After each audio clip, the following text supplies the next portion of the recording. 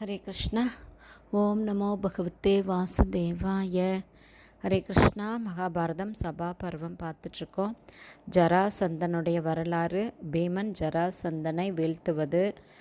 தர்மபுத்திரருடைய சகோதரர்கள் 4 பேரும் 4 திசைகளுக்கு திக்விஜயம்.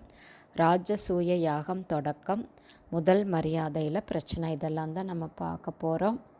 அப்போ ஜராசந்தனை அழித்து அரசர்களை காப்பது அப்படிங்கிற காரியத்தை நாம் நிறைவேற்றினா அதைவிட உயர்ந்த செயல் வேறு எதுவும் இல்லைன்னு தன்னுடைய கருத்தை பகவான் கிருஷ்ணர் சொல்கிறாரு.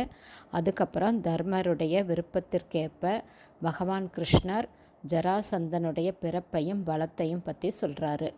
பிருகத்ரதன் அப்படின்னு ஒரு அரசன், அவனுக்கு 2 மனைவிகள். புத்திர பாக்கியம் இல்லாத பிருகத்ரதன் ஒரு முனிவரை நாடி அவரை வேண்டிக்கிறாரு.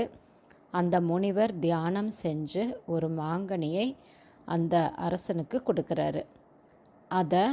அந்த மாங்கனியை மாம்பழத்தை அந்த அரசன் தன்னுடைய 2 மனைவிகளுக்கும் கொடுக்க அவங்க 2 பேருமே அந்த மாம்பழத்தை சரிபாதியாக பகிர்ந்து சாப்பிட்றாங்க.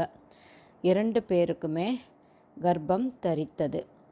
அப்போது அரசன் ரொம்ப சந்தோஷப்படுறாரு. ஆனால் பிரசவ நேரம் வந்தபோது 2 மனைவிகளுமே ஒரே சரீரத்தை பிளந்தது போல 2 பிளவுகளை பெற்றார்கள்.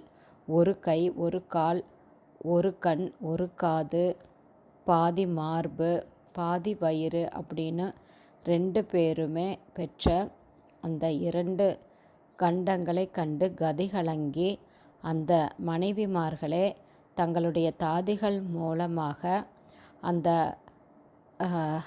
2 பிளந்து வந்த அந்த குழந்தைய தூக்கி எறிஞ்சிட்டாங்க. அப்போது அங்கே இருந்த அலைஞ்சு திரிஞ்சுக்கிட்டு இருந்த அரக்கி அந்த துண்டுகளை ஒன்றா சேர்க்கிறா.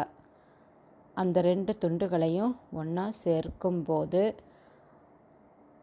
அந்த துண்டுகள் 2 சேர்ந்து உயிர் பெற்று ஒரு பலமுள்ள உருவம் குழந்தையாக உருவானது. அந்த குழந்தையோட கர்ஜனையை கேட்டு அரண்மனையில் இருந்த பலருமே வெளியே வந்து பார்க்குறாங்க. அதுக்கப்புறம் என்ன நடந்ததுங்கிறத நாளைக்கு பதிவில் பார்க்கலாம். ஹரே கிருஷ்ணா. குருதேவுக்கு ஜெய். பிரபாதுக்கு ஜெய். ஹரி போல்.